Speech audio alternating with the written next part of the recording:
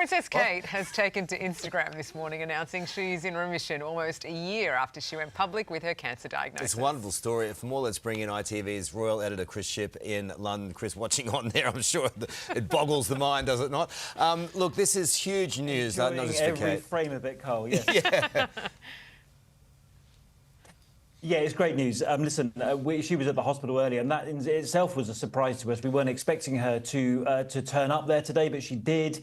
And yeah, look, anyone will say, look, if you've got through the cancer journey as far as she has, she's now able to say that she's in remission. She couldn't say that, by the way, in September when she said she'd finished her chemotherapy. But you know, it's great news for her, and you could tell that interaction she had with the patients and staff at the hospital today was really very touching. Yeah, and we saw in some of those pictures earlier just how many people actually turned out to see her.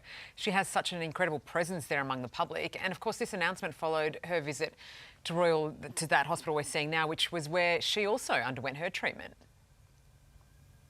Yeah, exactly. This is where Kate used to come as a patient. In fact, when she arrived at the hospital earlier today, she said that I'm used to going in the back entrance secretly. It makes a change from going in the front entrance. And I suppose we should sort of not underestimate for her how kind of emotionally difficult that might have been today, going back to the hospital where she had her chemotherapy treatment, but actually going back now as an official visitor, if you like. Terribly difficult treatment. And for her to navigate through it with all the emotions, the physicality, and to be able to connect with people who are going through it gives her an incredible ability to empathise.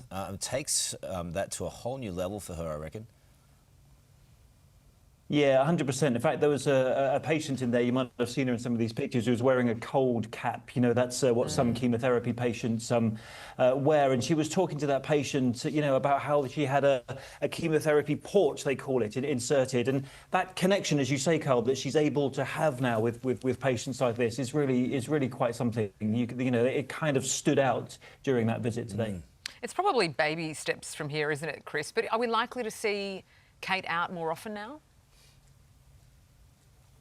We're told that this wasn't the beginning of some big return. She's still on this sort of gradual, phased return. But I kind of think 2025 has got to be a better year for the royal family than last year. Let's remember the King Charles, still has cancer. He's still a cancer patient, of course. But Kate's now able to say with confidence that she's in remission and is able to take on... In fact, today she became the royal patron with Prince William of the Royal Marsden Hospital, a specialist cancer hospital in London.